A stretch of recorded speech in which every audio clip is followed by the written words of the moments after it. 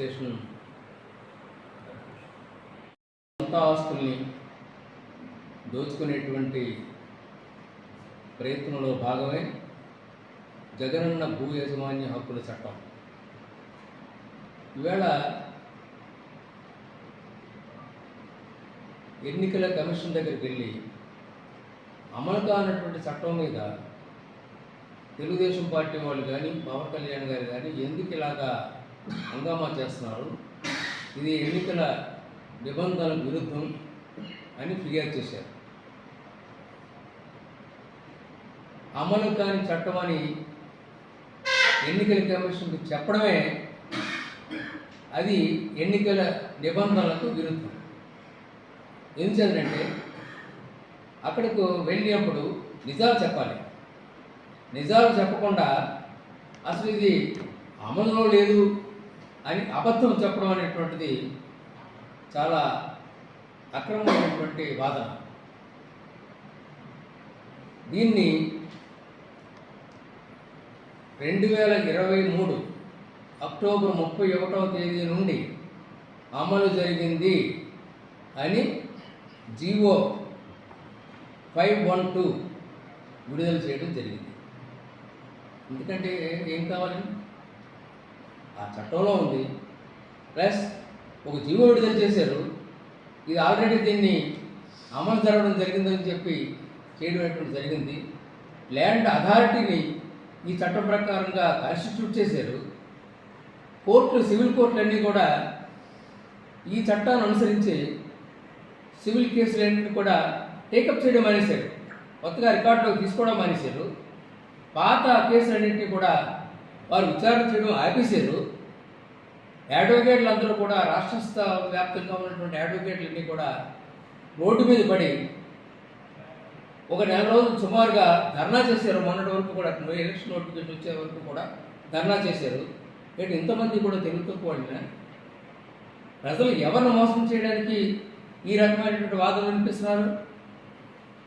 ఈ చట్టాన్ని అమలు చేయకపోతే ఈవేళ అజయ్ కలం లాంటి క్రెడిబిలిటీ ఉన్నటువంటి ఫార్మర్ ఐఏఎస్ అధికారి, ఆయన మీద నాకు గౌరవం, అటువంటి వారిని కూడా రోడ్డు మీదకి పంపించి అబద్ధాలు చెప్పిస్తున్నారు. అది నా బాధ.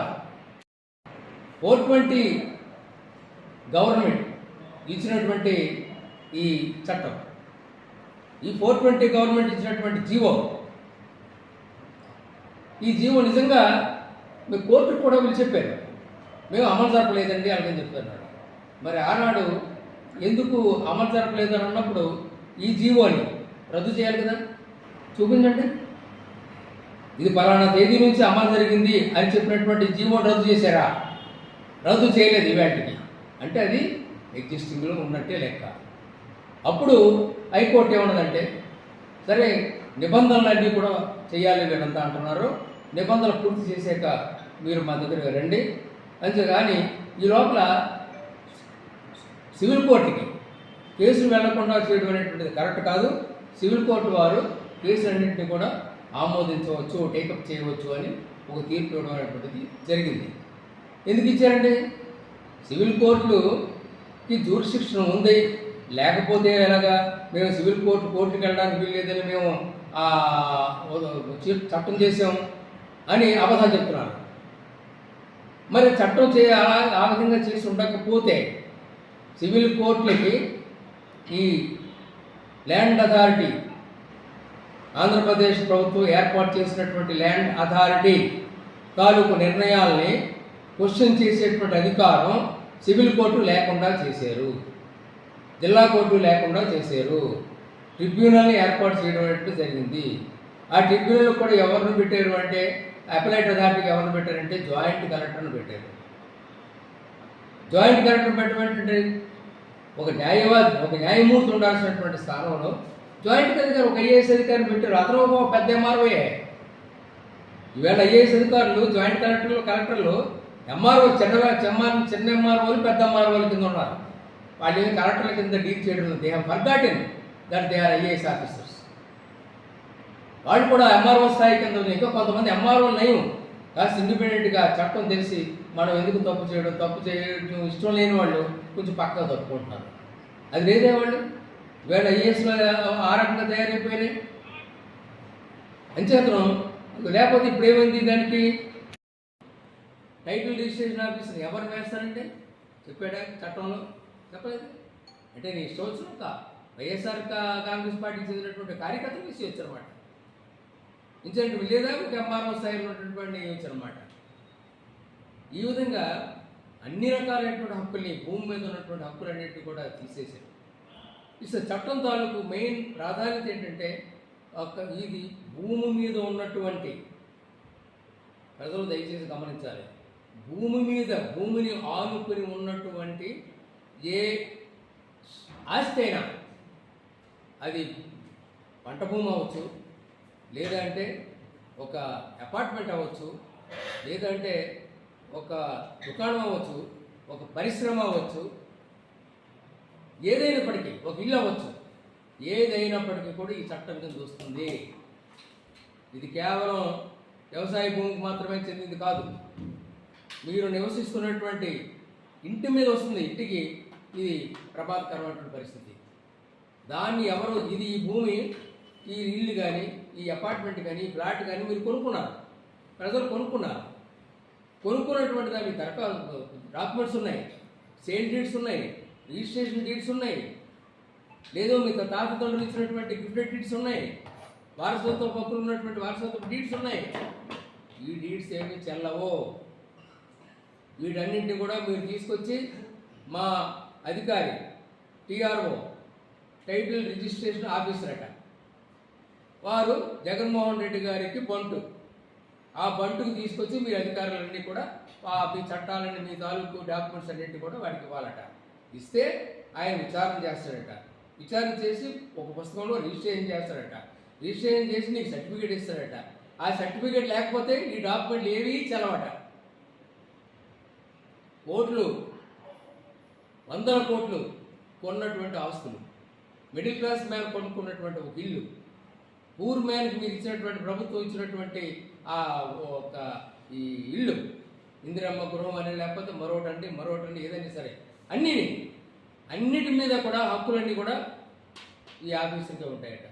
ఏంటండి ఇది? అన్నీ మీరు అన్నీ ఇచ్చి ఇది నాకు సర్టిఫికేట్ ఇవ్వండి బాబు అని అంటే, ఆ పక్కన మీ ఇంటి పక్కన ఉన్నటువంటి ఒక వైఎస్ఆర్సీపీ కార్యకర్త ఓ దరఖాస్తు పెడతాడు, ఇది ఆమె తాలూకు హక్కు కాదు, ఆమె తాలూకు డాక్యుమెంట్ చెల్లదు, ఇది నాది అని కాగితం పెడతాడట.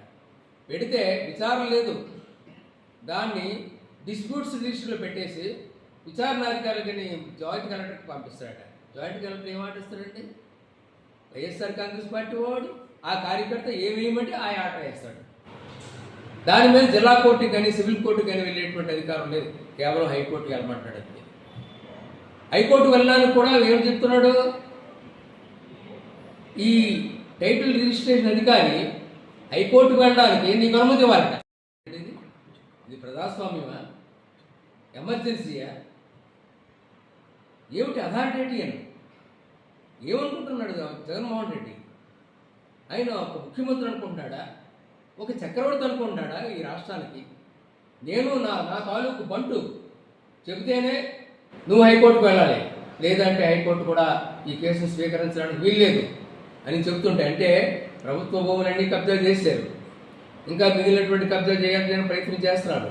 అవి కాక ప్రజల తాలూకు ప్రైవేట్ ఆస్తులను కూడా కబ్జా చేయడానికి చేసేటువంటి ప్రయత్నం, జగన్ చేసేటువంటి ప్రయత్నం ఈ చట్టం అమల్లో లేదు.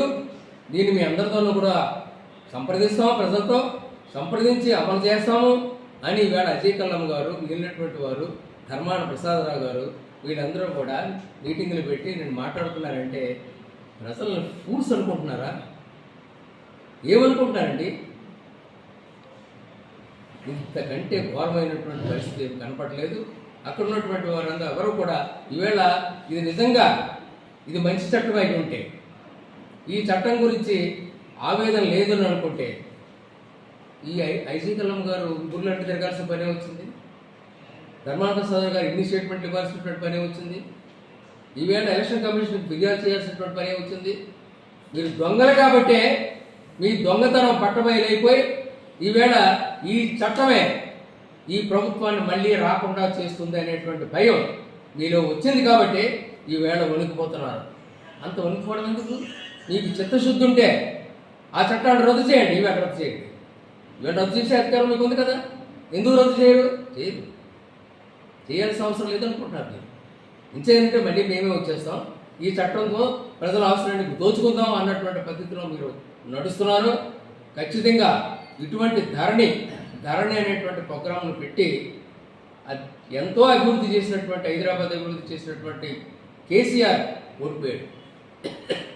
కేవలం ధరణ వల్ల ఆయన ఓడిపోవడం అనేటువంటి జరిగింది. రూరల్ జిల్లాలో ఉన్నటువంటి ప్రజలందరూ కూడా మాకు కావాల్సింది అభివృద్ధి కాదు, నా ఆస్తుల రక్షణ కావాలి, నా ఆస్తులకి రక్షణ లేకుండా మీరు చేశారు, రీసర్వే చేశారు, రిపేర్ ఎక్కడ వద్ద చేస్తున్నారు, రీసర్వే చేసి మా భూముల్ని తిరకాసు పెట్టారు. నాకు 5 ఎకరాలు ఉంటే 3 ఎకరాలే రాశారు. ఇవన్నీ ఇక్కడే జరుగుతున్నాయి కదా, ఏది జరగడం లేదు. ఇదే చట్టం ప్రజలు జాగ్రత్తగా గమనించి రాజశేఖర రెడ్డి తాలూకు, జగన్మోహన్ రెడ్డి గారి తాలూకు ప్రభుత్వాన్ని, వైఎస్ఆర్ కాంగ్రెస్ పార్టీ ప్రభుత్వాన్ని కూలదాస్తారనేటువంటి భయంతో ఈవేళ ఈ కబుర్లన్నీ కూడా పెద్దల చేత చెప్పిస్తున్నారు. వీటన్నింటినీ కూడా నేను ఖండిస్తున్నాను. ఏది ఏమైనా మీకు చిత్తశుద్ధి ఉంటే జగన్మోహన్ రెడ్డి గారు, మీకు చిత్తశుద్ధి ఉంటే ఇన్ని అక్రమాలతో కూడినటువంటి ఈ చట్టాన్ని రద్దు చేయండి. అంతేగాని ప్రజలను మభ్యపెట్టొద్దు. మభ్యపెట్టి దీన్నే కొనసాగించినట్టయితే ఖచ్చితంగా ఈ చట్టం వల్లే మీరు ప్రతి నియోజకవర్గంలోనూ కూడా రైతులు కానీ, ప్రజలు కానీ, ఇతరులు కానీ, ఆస్తి ఉన్నటువంటి ప్రతి ఒక్కరూ కూడా మీ పార్టీకి వ్యతిరేకంగా ఓటు వేస్తారు, మిమ్మల్ని ఓడించి తీరుతారు.